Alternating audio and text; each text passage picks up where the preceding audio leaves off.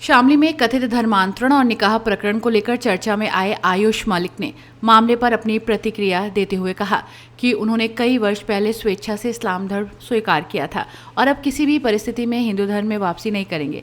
उन्होंने दावा किया कि उन पर धर्म परिवर्तन वापस लेने का दबाव बनाया जा रहा है, लेकिन वो अपने फैसले पर कायम है। मीडिया से बातचीत में आयुष ने बताया कि उनकी मुलाकात चांदनी नाम की युवती से उस समय हुई थी जब वो कंधे की चोट के उपचार के लिए एक फिजियोथेरेपी सेंटर जाते थे। उनके अनुसार चांदनी वहीं कार्यरत थी और उसी दौरान दोनों के बीच बातचीत शुरू हुई। बाद में दोनों एक दूसरे के संपर्क में आए और संबंध आगे बढ़ा। आयुष का दावा है कि उन्होंने लगभग 12 वर्ष पहले इस्लाम धर्म स्वीकार किया था और तब से उसी धर्म का पालन कर रहे हैं।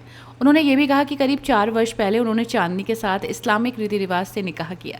उन्होंने बताया कि इतने वर्षों तक उन्होंने अपने परिवार को धर्म परिवर्तन की जानकारी नहीं दी थी, क्योंकि उस समय उनकी बहनों की शादी नहीं हुई थी। आयुष के अनुसार जब उनकी सभी बहनों का विवाह हो गया तब उन्होंने परिवार के सामने अपने धर्म परिवर्तन और निकाह की बात रखी। आयुष ने यह भी दावा किया कि उन्होंने अपना नाम बदलकर मोहम्मद अली रख लिया है और भविष्य में अपने दस्तावेज भी इसी नाम से बनवाने की प्रक्रिया करेंगे। इधर इस पूरे मामले को लेकर विभिन्न पक्षों की ओर से अलग अलग दावे किए जा रहे हैं। मामले की जांच और कानूनी पहलुओं पर पुलिस की कार्रवाई जारी है। प्रशासनिक स्तर पर भी प्रकरण पर नजर रखी जा रही है। आयुष मलिक ऑन पेपर्स, मोहम्मद अली जिस नाम से मैं जाना जा रहा।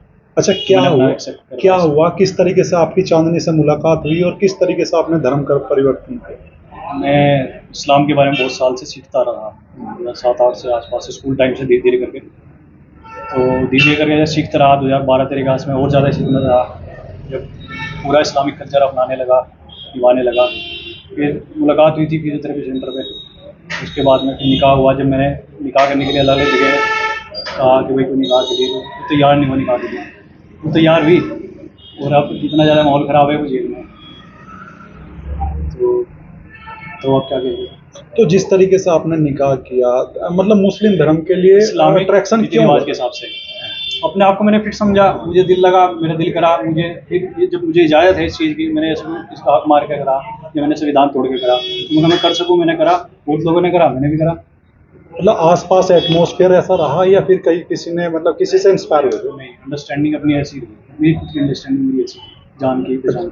अच्छा, परिवार का क्या कहना है इसमें, जिस तरीके से परिवार वाले थोड़ा सा नाराज़ हैं कि भैया हिंदू धर्म में आ और जी हमारा बन के रहे, मगर जी मैं तुम्हारा बन के हूँ, पर ऐसा थोड़ा है कि मैं मुसलमान बन गया हूँ तुम्हारा नहीं।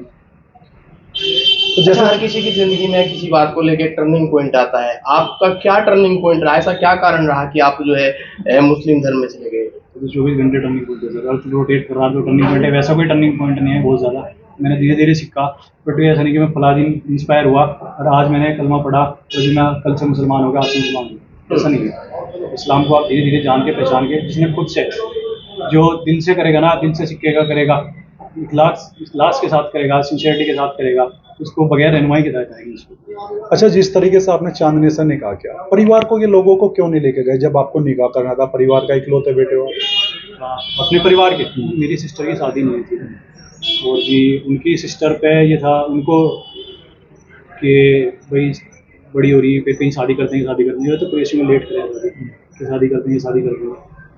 तो मैंने निकाह के लिए प्रपोज करा था, फिर कर लिया था निकाह। उसके बाद में फिर घर वालों को बाद में बात करी थी। अच्छा, डॉक्टर जो इसरार है पाकिस्तान के, उनका यूट्यूब देखने के लिए किसने प्रेरित किया था आपको? किसी ने प्रेरित नहीं करा। यूट्यूब पे ऑल वर्ल्ड के अलग अलग स्पीकर आते हैं, किसी को भी आप सुन लो, ऐसा दबाव नहीं है ना, उसका ये है।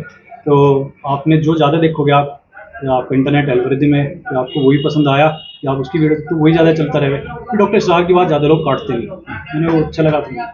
अच्छा, ये बताओ कि जिस तरीके से आप पहले मंदिर में पूजा नहीं करते थे, लेकिन अब आप 5 टाइम की नमाज पढ़ रहे हैं, वो क्योंकि इस्लाम में मैं पूरी तरह से आया, जान पहचान के समझ गया, वो फर्ज है।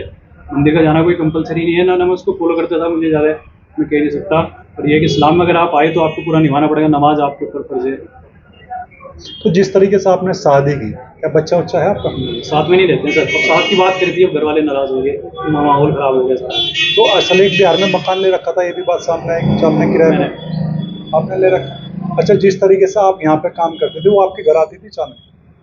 अब बात करी थी ना सर जी कि जी साथ रहेंगे, सारे काम करेंगे, बच्चे अच्छे होंगे, कुछ होगी, घर वालों की इजाज़त होगी, तो माहौल ख़राब हो गया, प्रेशर। अब जब बन रहा कि हिंदू बनो तुम, और उसके बदले चाहे तुम्हारे परिवार वालों को टारगेट करा जाए, जहाँ में पैदा हुआ उसको, या इन लॉज में जहाँ शादी हुई उनको, पर प्रेशर बनाया जा रहा। आज जेल में हूँ।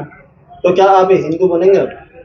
अगर आप मुसलमान बन गए तो आप हो नहीं सकते, अगर आप बदल गए, आप कुछ भी बन गए या कुछ भी फॉलो कर रहे तो आप मुसलमान बन ही नहीं थे। आप जैसे कोई कह रहा कि अल्लाह लड़की से फायदे के लिए तुमने शादी करी, तो फायदा निपटा, लड़की का अलग, और ये फिर लोग बाग रिलीजन अलग करते हुए सारी चीज़ अलग करते हैं। अच्छा, माँ आपको किस नाम से बुलाती है? लव कुश, बचपन से वही कहती जब आयुष था नाम, तब भी वो लव कुश उनका खुद का संटवा नाम था। अच्छा, आने वाले टाइम में किस परिवार को अपनाएंगे? दोनों मेरे परिवार है सर। दोनों तो एक दूसरे के साथ नहीं रहना नहीं, चाहते? साथ में ना रहे, मैं तो दोनों को मेंटेन कर सकूँ ना, अपने पेरेंट्स को भी और अपनी बीवी को भी। नहीं, अगर जैसे आपके फादर से हमारी बात हुई, वो ये कहते हैं कि हम अपने बेटे को वापसी लाएंगे, अगर नहीं वापसी लाए तो फिर वो कुछ करेंगे, फिर किस मैं तरह अपने आप को नहीं काट सकता, मेरे पेरेंट्स अगर काटते तो बात होगी, मुझे याद नहीं है। अच्छा, ये जो दाढ़ी आपने बढ़ा रखी है, क्यों बढ़ा रखी है? हमारे नबी ने हुक्म दिया और सुन्नत है हमारी, दाढ़ी फर्ज है आप पे कि आप जितनी गाल की खाल छुपे जितनी दाढ़ी आपको रखनी है, तो फिर एक मुश्त रखनी है, सुन्नत है।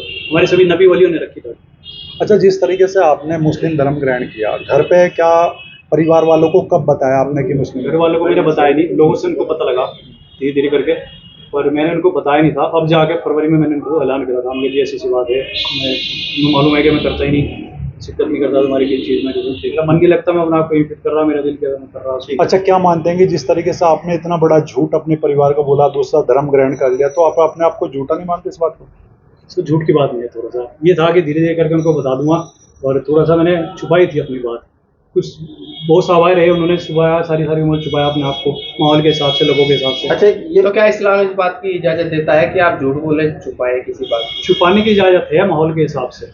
अगर आपको जान माल का डर है, आपको माहौल ख़राब का डर है, कितना फसाद फैलाने का डर है, कोई लड़ाई झगड़े का डर है, तो आप छिपा सको कि आप इस्लाम में हैं, पर इतना है। पर ये नहीं है कि आप झूठ बोल लो इस तरह को, इस्लाम में तो झूठ बिल्कुल भी नहीं है, झूठ बोलने वाला, धोखा देने वाला इस्लाम में बिल्कुल तो क्या आपके पापा ने जैसे मुकदमा दर्ज कराया, आपकी दूसरी फैमिली जेल है, तो उनकी पैरवी करेंगे आप? पैरवी कैसी, किस तरीके की? मतलब उन्हें छुड़वाने की, या फिर एक तरीके से उनके हक पास? इंसाफ की बात सर सारी जगह रखी जाएगी। आज ये नौबत आ रही, हक इंसाफ की बात की आ रही, इसलिए बात सारी जगह रखी जाएगी। ठीक। अपनी राय हमें कमेंट बॉक्स में ज़रूर दें।